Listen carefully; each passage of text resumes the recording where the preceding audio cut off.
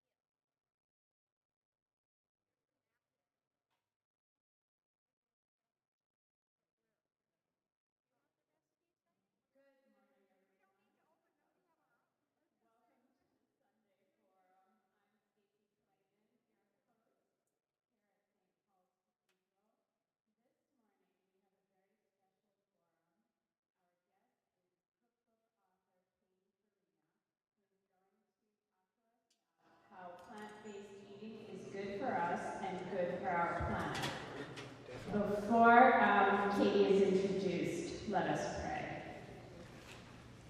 Set us free, O God, from the bondage of our sins, and give us the liberty of that abundant life which you have made known to us in your Son, our Savior, Jesus Christ, who lives and reigns with you in the unity of the Holy Spirit, one God, now and forever. Amen.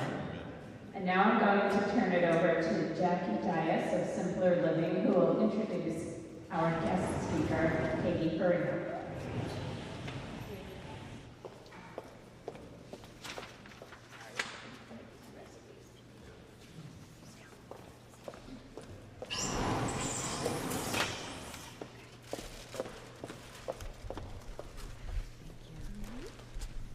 Thank you so much, Stacy, for that lovely prayer and introduction. As a member of Simpler Living Ministry, thanks so much for coming to this forum today. Our ministry's mission is dedicated to growing in relationship with God and creation. We seek a Christian response to the environmental crisis and our excessive consumerism by living more simply and sustainably in home, church, community, and in the world. It is with this mission in mind that I sought to bring our speaker to the Faith Forum today. The second book of Genesis describes how God placed Adam in the Garden of Eden to tend and till it. We may have dominion over all creations, but it is as stewards and protectors, endowed with intelligence and consciousness to preserve its bounty for all to enjoy. When Jesus described the greatest of the two commandments as loving the Lord thy God with all thy heart and with all thy soul, and the second as loving our neighbors as ourselves, I think that the second of these calls upon us to consider others' needs as important as our own. We can enact these words in a great number of choices in our lives. We can live with intention and purpose with regard to caring for creation by choosing more sustainable practices in many aspects of our lives, including the food we put on our table. And there are a number of ways we can approach such choices. For example, when we choose fair trade or local products rather than large-scale industrial farms, we are helping ensure a living wage for those who work in the agricultural sector, as well as support practices that protect rather than damage the bounty of God's creation. Many of the same benefits can be said for plant-based eating, since the practices involved in raising livestock for food are much more resource-intensive than those used for growing plants. In one study published in the journal Science in 2020, its author cites a plant-based diet as, quote, probably the simple, biggest way to reduce your impact on planet Earth. Not just greenhouse gases, but global acidification, land use, and water use. And it's not just those who are vegans who can make an impact. Even choosing to go plant-based once a week can, according to the University of Colorado at Boulder's Environmental Center, save 133 gallons of water with each meatless meal, reduce your carbon footprint by 8 pounds for each meatless Monday you participate in, and save the same amount of emissions as driving 348 miles in your car with 1 year of meatless Mondays. So with these things in mind, I hope today's presentation inspires all of you who have yet to try this style of eating to maybe give it a try. And for those of you who are already eating plant-based, I hope you might get some new ideas, techniques, and recipes that you haven't considered before. So now a little bit about our presenter today. First of all, thank you so much, Katie, for agreeing to come and speak to us. Katie Farina is the author of the cookbook Katie's Healing Kitchen, and she teaches plant-based cooking classes here in San Diego, both in person and on her website. She's a graduate of the National Epicurean Academy of Culinary Arts and is a professional chef. She previously completed her bachelor's degree in social work, and she describes her lifelong goal as to inspire others to make the connection between the food they eat and its effect on their body, the environment, and the world. So I will leave it to Katie. Thank you very much. Thank you so much, Jacqueline. Can everyone hear me?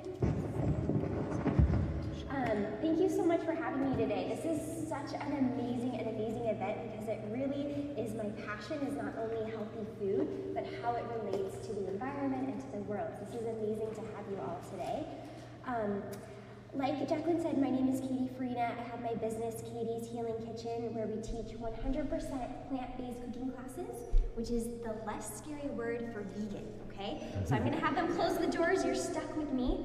In addition to everything being vegan, it's also gluten-free and refined sugar-free. So really focusing on using food as medicine, that's my whole goal. Now, everything that I do, you don't have to be vegan to like it. It's really just about eating more vegetables, right?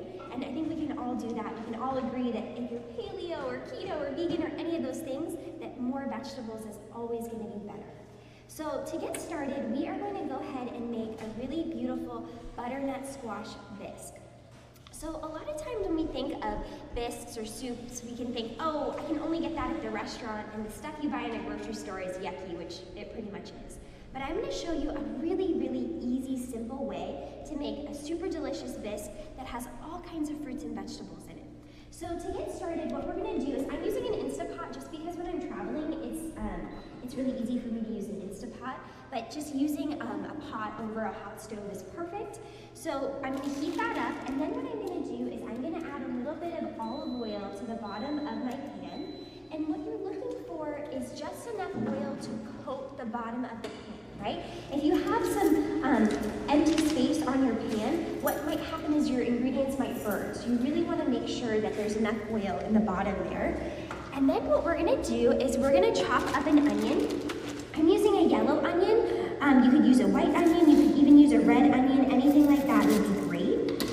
And what's great about using an onion as the base of your soup is it's really gonna give it a lot of flavor with very inexpensive. So I just cut off the ends, and then I'm gonna cut my onion in half, and then I'm gonna pull off all the papery skin here, just like that. Now, if you didn't have a white onion or a red onion or something like that, what you could just do is take leeks, you could take shallots, you could take the white part of a bunch of green onions. So really utilizing whatever you have is an amazing way to use up what you have in your pantry and make an amazing, delicious soup. So what we're gonna do is we're just gonna chop this onion up just like this. And you don't need to be too careful with your knife cuts because we are gonna be blending this soup. So I'm just gonna do a quick loose chop on here. And then what we're gonna do is we are going to add, sorry, I feel like is this okay?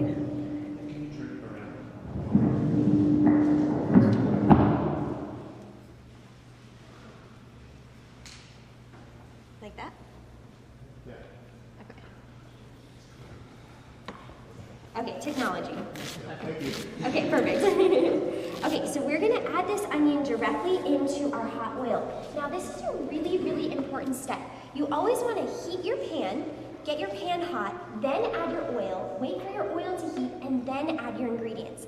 And it's really important to do it in this way because if you add cold ingredients to cold oil in a cold pan, your ingredients aren't going to sizzle and get really nice and cooked and caramelized. Instead, they're going to absorb that oil. And so sometimes, you know, if your grandma or your mom or something makes something and you're like, oh, it just tasted so oily, that's a lot of times because they didn't heat up the oil or the pan beforehand. And you really want to do that so that your ingredient cooks in your oil as opposed to absorbs the oil, okay? So we have our onion in there, just like that, and I don't know if you can hear, but it should be sizzling, right? You want to hear that oil and that ingredient when they touch sizzle a little bit.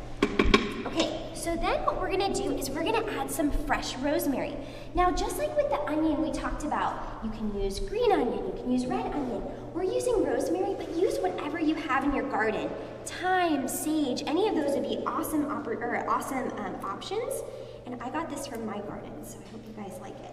So I'm just going to take off the little green leaves here. And just remember that with something like rosemary, you do want to wash it because it's attached to usually a bush, so it's a lot dirtier. So just giving it a quick rinse. But herbs like basil, that kind of thing, you don't necessarily want to rinse under water. You want to just maybe take a paper towel that's damp and and brush off any dirt because it's a little more delicate, whereas rosemary is a little bit more tough, so it can take the water. Okay, so we have our rosemary and we have our onion, and it's beautifully sizzling in our olive oil. And then what we're gonna do is we're gonna add a carrot. Now, I just rinsed these carrots really good, giving them a good scrub. And then what we're gonna do is we're just gonna chop this up. Now notice I left the skin on the carrot because that's actually where most of the nutrients are on the skin. So, and because this is a blended soup, you're not gonna have to worry about any of the little imperfections in the carrot because we're just gonna go ahead and blend this. So we're gonna add that carrot in. So we're up to 2 vegetables, right? Onion, carrot. And then what we're gonna do is we're gonna add in some apple. Now I know it sounds so weird to use apple in a soup, but the apple actually really brings out some of the sweetness, so it's that really nice kind of sweet, savory aspect. And Jacqueline, do you mind passing out a couple of these and then checking on the soup? Thank you. Okay, so we're gonna add the apple. Now just like with the carrot, we're gonna leave the skin on the apple, right? As long as you're buying organic, it's the healthiest part. It's where all the fiber is of the apple. Now, when we talk about healthy detoxing foods, a lot of times we can think about really, really expensive things, maybe like hemp seeds or goji berries or spirulina, but I really want you to start thinking about the things that maybe you're already buying in the grocery store, things like apples that are one of the healthiest foods on the planet, super high in antioxidants and super, super high in detoxing fibers. This is a really, really healthy fiber for you that is great for lowering cholesterol, helping with diabetes. So apples are just an amazing, amazing food. Now, if you're looking for the lowest sugar apple, you want to look for green apple, right? It's going to have the lowest sugar amount. Okay, so we're going to add in that, just like that. And then, because I'm always trying to make things really, really easy, I actually love using frozen produce. So how many of you guys use frozen produce? Okay, a lot of us use it. Can anyone give me an example of what they use frozen produce for? Yes? Berries, perfect, like in smoothies or something? Yes. Exactly. And was someone in the back? Amazing. Okay, so soups, smoothies, stir fries, absolutely amazing to use frozen produce. So there's kind of a stigma with frozen produce, right? Like, oh, it's yucky, you know, it doesn't taste good. But a lot of times frozen produce is actually healthier than the produce you're getting in the grocery store. Now, before you go on and judge me, the reason is because frozen produce is frozen almost immediately after picking. So if you go to the grocery store and you get, you know, say you get your bunch of broccoli, it was, if you're lucky, maybe picked 7 days before, but probably longer. And every day your produce is sitting, you're losing nutrients. So it's been sitting for 7 days before you get it. Maybe you don't eat it for 4 or 5 days, and it's every day losing nutrients. So using frozen produce is a great way to, first of all, I'm a mom. Utilizing frozen produce is amazing because you don't have to clean and cut it. And then also just it's much easier on your wallet, right? Was there a question? Oh, and that's especially true for things that are out of season. They've been in storage for a long time. In order for it to be there out of the season, it's usually there, or is actually like growing. So because if you're not going by seasonality, getting things out of season, it's going to be even longer than when it was frozen. Absolutely, and that is such a good point, that especially if you are trying to get something out of season as opposed to, you know, like the blueberries. I was at Sprouts the other day and I looked and the blueberries were from Chile and I put them back because it's like, why am I going to buy blueberries that came all the way from Chile? Like, okay, I should be eating apples and that kind of thing. So that's a really, really good way to use up ingredients that you might have. Now, a couple other things I like to do with frozen vegetables is, say I'm making rice. In the last minute of rice cooking, I add frozen peas or I add frozen butternut squash. And it's a great way to maybe cut the carbs or cut like a traditional grain in half and add more vegetables so you don't want it, right? Last minute of cooking pasta, add frozen spiralized zucchini, anything like that. Okay, so again, so easy. This took me 5 minutes, right? We have sauteing onion, rosemary, apple, carrot, and butternut squash. You could also use sweet potato. You could use any squash. If beets were in season, you could use beets. You could really use any kind of sturdy root vegetable. And then we're gonna add, you can either use water or vegetable broth. We're gonna add a couple cups. And then, all we're gonna do is we're gonna let this simmer. So if you didn't have an Instant Pot, no problem at all. All you would wanna do is just let it simmer on your back burner for about 20 minutes or until your soup ingredients are starting to get really soft, okay? So I'm not gonna turn this on because it's gonna make a lot of noise. And I'll make that later. So then, once your soup ingredients are done cooking, then you would want to just take it off the heat, let it cool for a few minutes, and then you would want to blend it. Now, let's talk about why we would want to blend soups. Well, first of all, there's obviously the texture and the taste. A soup like this would be better as a blended soup. But another reason it's so amazing to consume blended foods, thinking smoothies, soups, is because essentially your blender has pre-chewed it for you, right?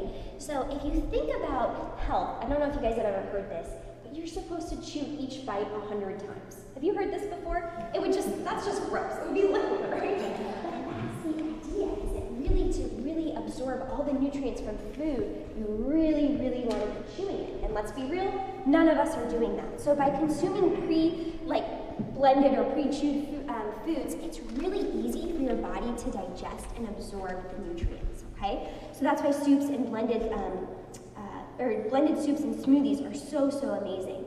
Now, what's amazing about that soup too is you can freeze it, right? Really easy. You can also keep it in the fridge for, I would say, 4 to 5 days, and it's absolutely an amazing soup. And you're getting what? 1, 2, 3 or 4 different vegetables in there easily, right? And adding a lot of different color to your diet. My daughter loves that soup. I feel like it's a really easy soup to just love and get a lot of nutrients. And so hopefully, I'm sure any moment here, Jackie will have them coming out. You guys get to try it. Any questions about the soup? Yes? Do you ever use an immersion blender instead of cooling it and doing it in batches? Yes. Remind me of your name? Agnes. Okay, so Agnes has a really good question. Do you ever use an immersion blender? Absolutely. That is an amazing tool as an immersion blender.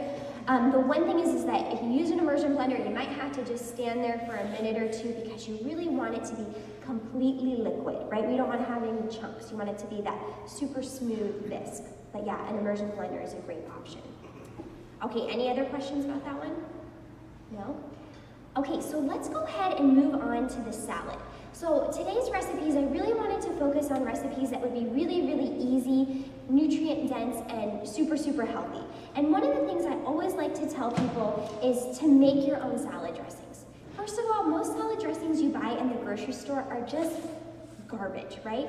They're not usually made with the oils we would use. Maybe at home we would use olive oil or avocado oil. A lot of times they'll be made with canola oil, which is just a really inflammatory oil. So by making your own dressings at home, it's a really great way to really know exactly what is in your salad dressing. And then also they just taste amazing, and it takes 5 minutes to make a dressing like this. So what I'm going to do is I'm going to put all these ingredients in my blender. This is Bertha. She's been with me for 12 years. She can do anything. That's why I call her Bertha. But what you can also do if you don't have a blender is you can just whisk this together. No problem at all. I like using it in the blender because it's really quick and easy. So in my blender, I'm going to add a little bit of olive oil, a little bit of maple syrup, and a little bit of water. Now, the reason I add water to my salad dressing, that's definitely not traditional, is because this dressing is so flavorful. By adding a little bit of water, we're just kind of cutting some of the fat to it instead of adding an extra tablespoon of olive oil. And then also, what's going to happen when you keep this salad dressing in your fridge, because it's had that little bit of water, it's not going to have that hardened layer of olive oil, right? Because this is a real food. A lot of times if you put olive oil in the refrigerator, what's going to happen? It's going to be a hardened layer. It's solid. So by adding a little bit of water, it just helps it emulsify and stay in your refrigerator. Okay, so the next one that we're going to add is, just to reiterate, we have our olive oil, our maple syrup, I also have some salt, and I have some water. And then we're going to add apple cider vinegar. So by raise of hands, how many of you guys use this? Okay, a lot of us use this. What do you guys use it for? Just shout out some of the stuff you do. To put hair rinse. Hair rinse. Oh, you're right with me. salad dressing you cook with it. Okay, perfect. So apple cider vinegar is an amazing, amazing probiotic, right? Whenever you buy apple cider vinegar, you want to make sure it says with the mother, which most do. And it's a raw product. So especially, things like probiotics can be really expensive, but instead of using a probiotic, just adding a little bit of apple cider vinegar to your diet is amazing. If you are dealing with diabetes or blood sugar stabilization, apple cider vinegar is your best friend. What I want you to do, put a teaspoon of apple cider vinegar in a cup of water, drink it with a straw because it's hard on your teeth, and then before you eat your breakfast, lunch, dinner, piece of chocolate cake, whatever it is, it's going to help lower the glycemic index of your meal, so it's not going to spike your blood sugar as much. This is kind of like a natural, I always like to say like a natural metformin. Okay, so we're going to do about 2 tablespoons of apple cider vinegar, and then it's also just going to give it that really great kind of flavor. Okay, so then we're going to add a couple tablespoons of a mustard. You can use Dijon, you can use stone ground, whatever you want. And then what we're going to do is we are going to add in a clove of garlic. So I am just going to hack off the end of the garlic. I'm going to smash the skin off, and then I am going to, I'm not going to chop this up really fine because Miss Bertha is going to do the work for me, but I'm just going to kind of quarter it and throw it in my blender, just like this. And then I'm going to turn on Miss Bertha, just like that.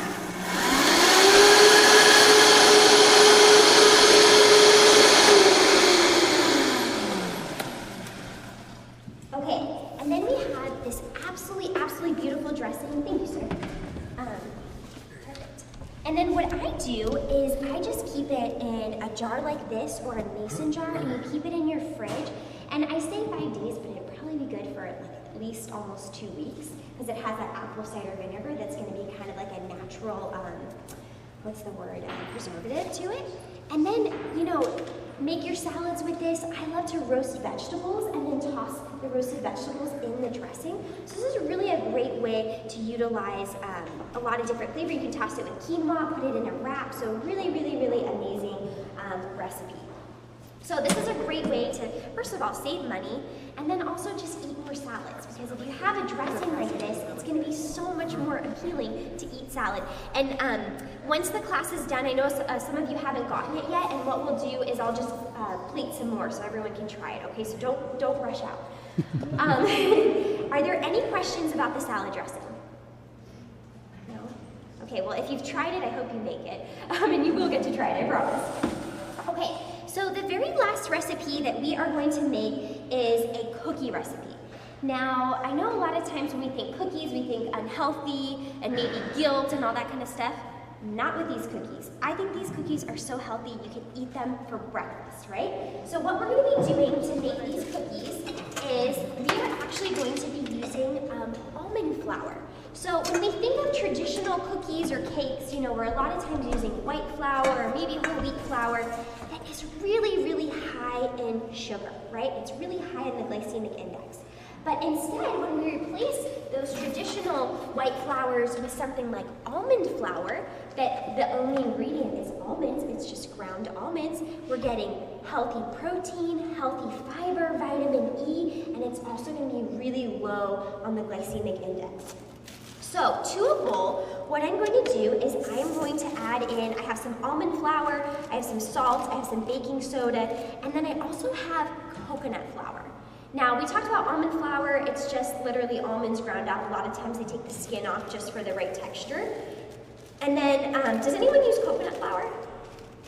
No? Okay.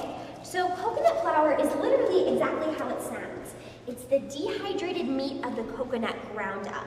And coconut flour is really, really dried, right? So if you make a recipe and you look at it and you're like, oh my goodness, there's way too much liquid in here, it's way too liquidy, adding a tablespoon or 2 of coconut flour is a really great way to kind of dry up any excess liquid. So that's why we're using the coconut flour in here. It gives it a nice texture, but it's not a flour you can use 1-to-1.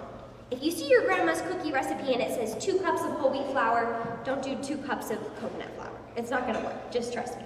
But it's a really healthy, low glycemic flour. Okay, so that's our dry ingredients. And then let's talk about our wet ingredients. So here we have some almond butter, right? Super healthy fat, really, really delicious, just no salt, no oil or anything. And then we're also gonna add in some coconut oil. Now notice that my coconut oil is not melted. It's that white, kind of chunk. So coconut oil is a saturated fat, so if it's cold outside, coconut oil is gonna be a solid. And if it's hot outside, coconut oil is gonna be a liquid. So in the summer, if you go to your coconut oil jar, a lot of times it's liquid, right? Because the heat has melted it. So ideally we want our coconut oil to still be in this solid form, okay? And that's really, really important because it's kind of acting like a softened butter in this recipe. Okay, so we have that. And then what we're gonna do is we are going to add in some coconut sugar. Now, coconut sugar, think of it as a one-to-one replacement for brown sugar, right? It's very similar in taste, but what's great about coconut sugar is it's much lower on the glycemic index, okay? So it's just made from the dehydrated sap of the coconut blossom. It's gonna be a 35 on the glycemic index. Maple syrup, I believe, is like a 60, and then white sugar is 100. So it's a really great kind of alternative to using a brown sugar or a white sugar in your cooking. Okay, so then what we're gonna do is I have a tablespoon of ground flaxseed. Flaxseed is amazing, and flaxseed is amazing because it really, really becomes super gelatinous, right? When we add a little bit of flaxseed to a little bit of water, gosh, thank God I brought my water bottle today. We wouldn't have a cooking show here. Okay, so we're gonna add a couple tablespoons of water, and what happens is that flaxseed is going to bind to the water and become very gelatinous, very similar to an egg. So that's essentially what we're doing right now. Oh, you're amazing. You can just go ahead and pass it out if you want. Yeah. Is the water and the flaxseed become super gelatinous, and if you give it a minute or so, it's gonna become almost like glue. Now the same is true with chia seed. So you can do ground chia seed with a little bit of water, and it's gonna be absolutely amazing. I can already tell my flax egg is starting to become super gelatinous. And this is just a really great alternative to an egg. First of all, it's cheaper, and then also it has all the healthy fibers and the healthy omegas. Flax seeds are an amazing source of omega-3s. So then we're gonna add in our flax egg just like that. And then we are very simply going to use our beaters here.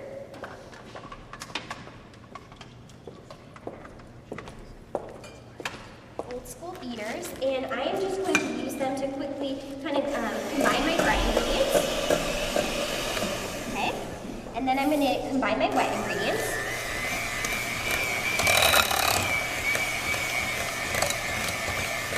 Okay, you could do this if you had a KitchenAid or a Cuisinart too. And then we're going to add in our dry ingredients. Just like that.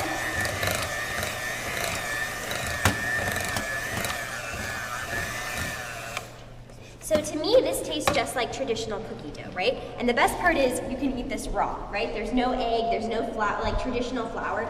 You don't really want to eat traditional white flour raw because it can be really hard for your body to digest. Okay, like white flour, whole wheat flour, but almond flour, coconut flour, it's a totally whole food ingredient. You can eat it in that form. And then the next ingredient that we're gonna add is we're gonna add in some fair trade chocolate chips.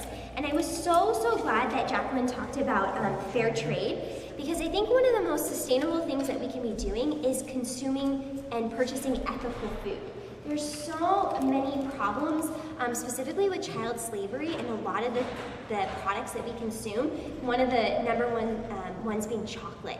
It's estimated that over 70% of the world's cocoa that's not certified fair trade actually has child slavery woven into it.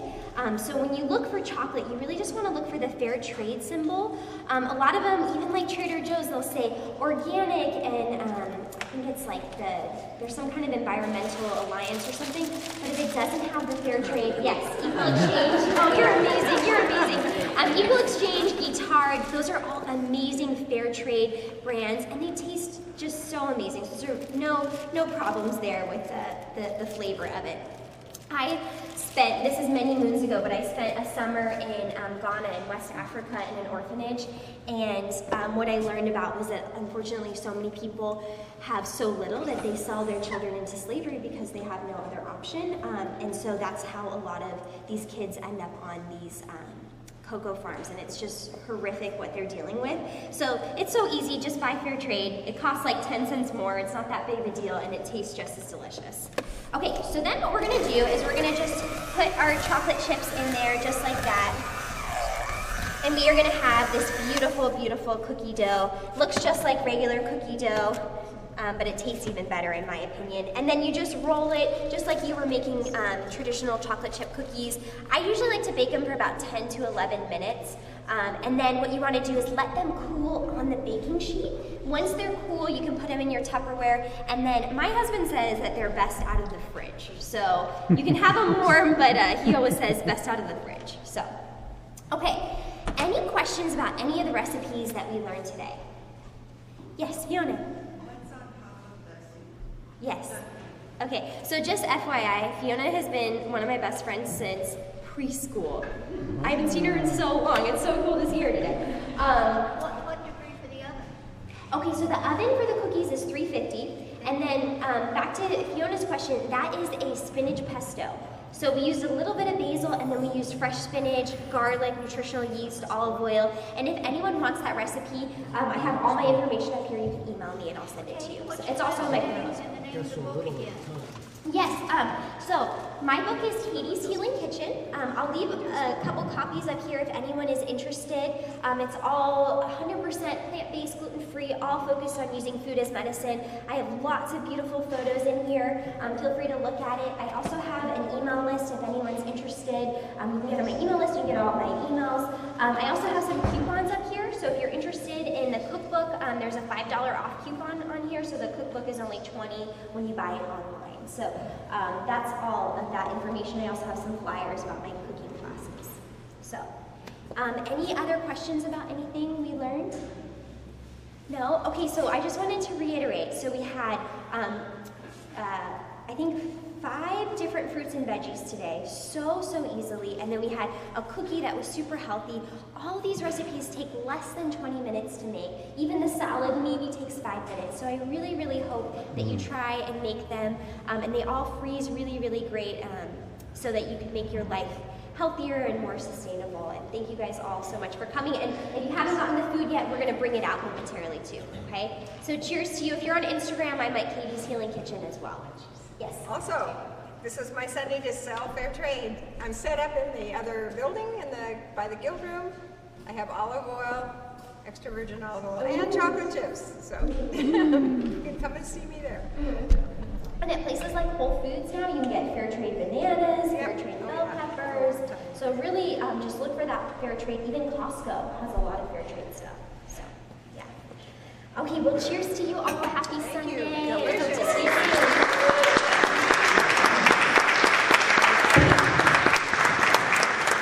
Just 1 second, I just wanted to make a little one announcement that during Lent, we're going to be collecting recipes through the Simpler Living Ministry, and we will be compiling them into a PDF document for people to use.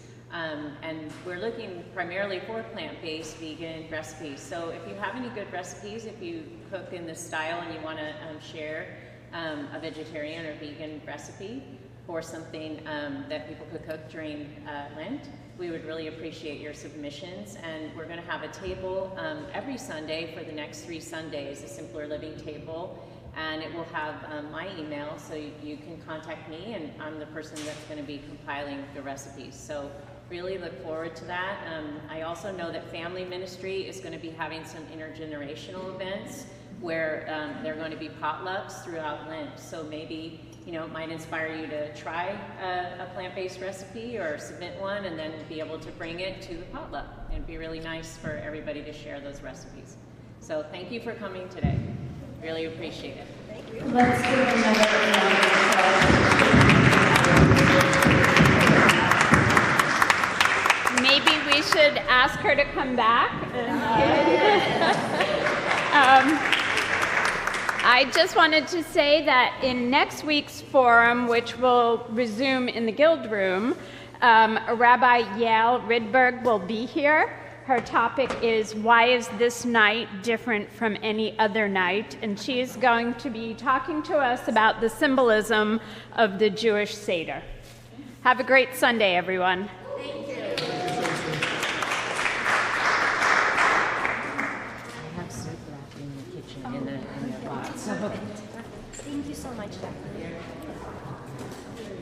If you didn't get a recipe or a food, come on up, please. Were that the recipes? Did you get the recipe? No. Oh, okay. I'm gonna grab a couple of the recipes because a couple people wanted, and I'll keep them at the Simpler Living table. Oh, absolutely. So a And I couple can- people, they didn't come, but they wanted the recipes.